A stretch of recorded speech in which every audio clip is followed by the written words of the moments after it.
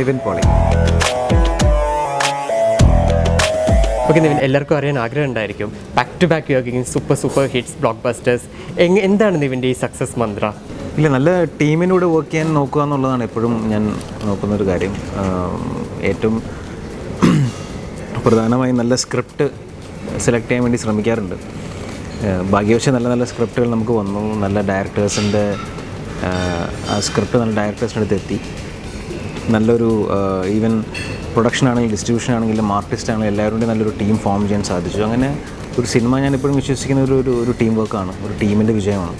എപ്പോഴും പ്രാധാന്യം ഒരു ഇൻഡിവിജ്വലായിട്ടുള്ള ഒരു സക്സസ് അല്ല, ഒരു ടീമിൻ്റെ സക്സസ് ആയിരിക്കും എപ്പോഴും നമ്മൾ ശ്രദ്ധിക്കേണ്ടത്. അപ്പം നല്ല ടീമിനെ ഫോം ചെയ്യാന്നുള്ളത് തന്നെയാണ് എൻ്റെ അടുത്ത്.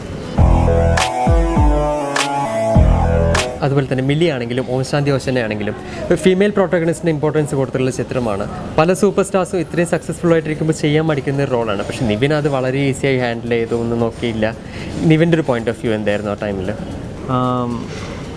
ഓം ശാന്തി ഓശനയുടെ റീസൺ, ഞാനിപ്പം തട്ടത്തിമറത്തിൻ്റെ കുറേ ഇങ്ങനെ റൊമാൻറ്റിക് സിനിമകളിലെ കഥകൾ കേൾക്കുന്നുണ്ടായിരുന്നു. അപ്പോൾ എനിക്ക് എന്തെങ്കിലും വ്യത്യസ്തമായിട്ട് ചെയ്യണമെന്നൊരു ആഗ്രഹം ഉണ്ടായിരുന്നു. അപ്പോൾ അങ്ങനെ വന്നതിലൊരു ഡിഫറെൻ്റ് ആയിട്ട് ലവ് സ്റ്റോറി തോന്നിയത് ഓം ശാന്തി ഓശൻ. പെണ്ണിൻ്റെ പെർസ്പെക്റ്റീവിലുള്ള ലവ് സ്റ്റോറി ഞാൻ അധികം കേട്ടിട്ടില്ല. അപ്പോൾ അതാണ് ഞാൻ ആ സിനിമ സെലക്ട് ചെയ്യുന്ന റീസൺ. രണ്ടാമത് ജൂഡ് എൻ്റെ വളരെ ക്ലോസ് ഫ്രണ്ടാണ്, ഞങ്ങൾ ഒരുമിച്ച് ജോലി ചെയ്തവരാണ്, ഒരേ നാട്ടുകാരാണ്. ജൂഡിൻ്റെ ഒരു സിനിമ എനിക്ക് വരണമെന്നൊരു ആഗ്രഹം ഉണ്ടായിരുന്നു. സോ ഇതൊക്കെയാണ് ഓശാനയുടെ പിന്നിലുള്ളത്. മില്ലിയുടെ പിന്നിൽ ഇറ്റ്സ് ലൈക്ക് ഇതുപോലെ തന്നെ രാജേഷ് എനിക്ക് വളരെ ക്ലോസ് ആയിട്ടുള്ള.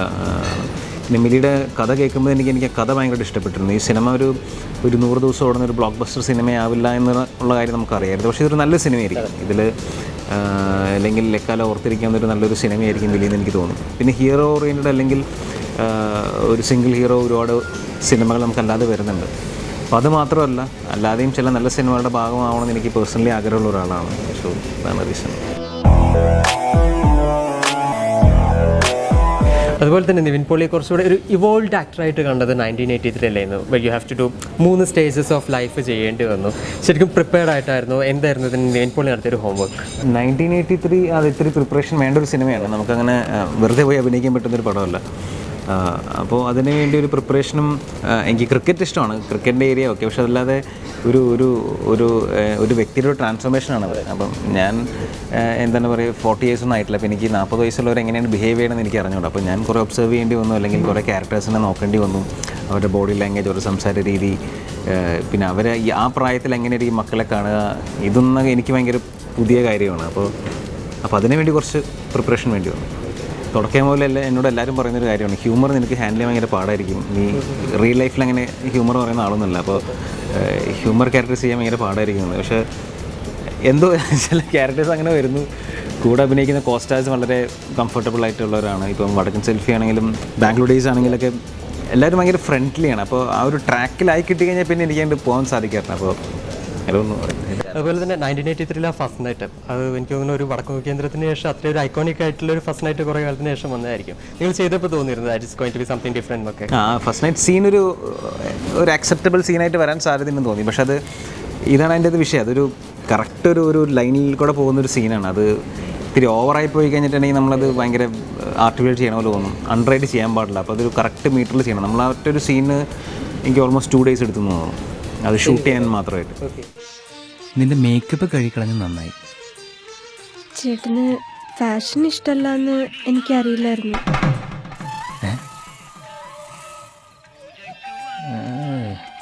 ഫാഷൻ?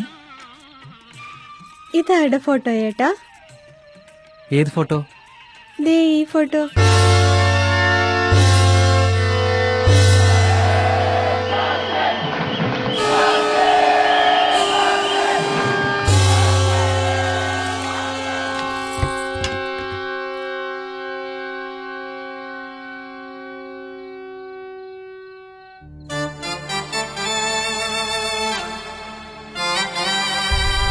പിന്നെ അത് സീരിയസ് ഹ്യൂമറാണ്. സീരിയസ് ഹ്യൂമർ ചെയ്യാൻ ഭയങ്കര ബുദ്ധിമുട്ടുള്ള ഇതാണ്. ഞാൻ ഭയങ്കരമായിട്ട് ചിരിക്കുന്ന ആളാണ്. അതായത് എനിക്ക് സീനിൽ സീരിയസ് ആയിട്ട് ചെയ്യാൻ പറ്റില്ല. അപ്പോൾ അങ്ങനെ കുറേ ചിരിയും പിന്നെ കുറേ ടെക്നിക്കൽ റിപ്ലൈ തരും ചിരി. എനിക്ക് അങ്ങനെ ഭയങ്കര സീരിയസ് ആയിട്ടൊന്നും സീരിയസ് ഡയലോഗ്സ് ആണെങ്കിൽ ഓക്കെയാണ്, അല്ലെങ്കിൽ സീരിയസ് ആയിട്ട് ഹ്യൂമർ ചെയ്യുന്നത് ഭയങ്കര പാടാണ്. വടക്കൻ സെൽഫിയിലൊക്കെ അതൊക്കെയായിരുന്നു ഏറ്റവും പാട്. അതായത് അതിനകത്ത് ട്രീറ്റ് ചെയ്തിരിക്കുന്നത് അങ്ങനെയാണ്, കംപ്ലീറ്റ് ഭയങ്കര സീരിയസ് സിറ്റുവേഷനാണ്, പക്ഷെ നടക്കുന്ന ഫുൾ ഹ്യൂമറാണ്. അപ്പം അത് ചെയ്യാൻ ഭയങ്കര പാടാണ്. അത് എനിക്ക് എന്താ പറയുക, ഇപ്പം വിനീതും അവരൊക്കെ ഭയങ്കര സീരിയസ് ആണ്. അതായത് സ്റ്റാർട്ട് ആക്ഷൻ പറഞ്ഞിട്ടുണ്ടെങ്കിൽ പിന്നെ അവർ ടു ദ ക്യാരക്ടർ. എനിക്കതാവാൻ പറ്റാറില്ല. ഞാൻ നോക്കുമ്പോൾ എൻ്റെ ഫ്രണ്ട്സിനെയാണ് കാണുന്നത്, അവരെന്നോട് എനിക്ക് ഭയങ്കര സീരിയസ് ആയിട്ട് ഡയലോഗ് പറയും, ഭയങ്കര ഇമോഷണൽ ഡയലോഗ് പറയും, എനിക്ക് ചിരി വരും. Okay, quick choices. Isha Talwar, Manjima and Nazriya Nazim, ആരുടെ കൂടെയാണ് കൂടുതൽ കംഫർട്ടബിൾ, അല്ലെങ്കിൽ ഒരു വർക്കിംഗ് കെമിസ്ട്രി, റാപ്പോ?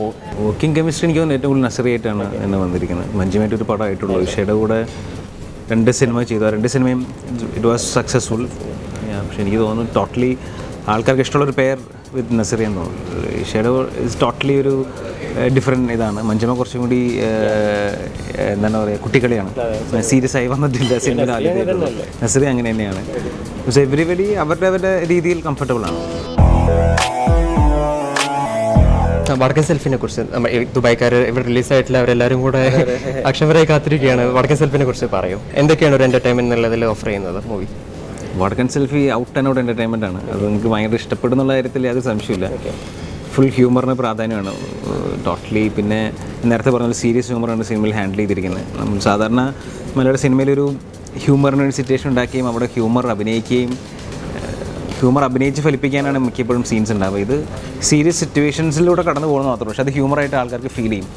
പിന്നെ എന്നിട്ട് വിനീതിൻ്റെ കൂടെയുള്ള 3ാമത്തെ പടമാണ്. അപ്പോൾ അത് ഭയങ്കര സ്പെഷ്യലാണ്. നമ്മൾ തട്ടത്തിമറത്തേൻ്റെ എല്ലാവരും കൂടി ഒരുമിച്ച് യുണൈറ്റ് ചെയ്തൊരു പടമാണ്. പ്രജിത്തേട്ടൻ്റെ ആദ്യത്തെ ഡയറക്ഷൻ, വിനോദേട്ടൻ ആദ്യമായിട്ട് പ്രൊഡ്യൂസ് ചെയ്യുന്ന സിനിമ. സെക്കൻഡ് LJ, അജു, വിനീത്, ജോമോൻ, ഷാനിക്ക എല്ലാവരും ഉണ്ട്. അപ്പം ടോട്ടൽ ഫാമിലി ഇതാണ്. ഓക്കെ വ്യൂവേഴ്സ്, ഇത്രയും നേരം നമ്മുടെ കൂടെ വിശേഷങ്ങൾ പങ്കുവച്ചു നിവിൻ പോളി. നമുക്ക് എല്ലാവർക്കും അറിയാം, ഏപ്രിൽ അവസാനം വടക്കൻ സെൽഫി ഇവിടെ തിയേറ്ററുകളിലെത്തും.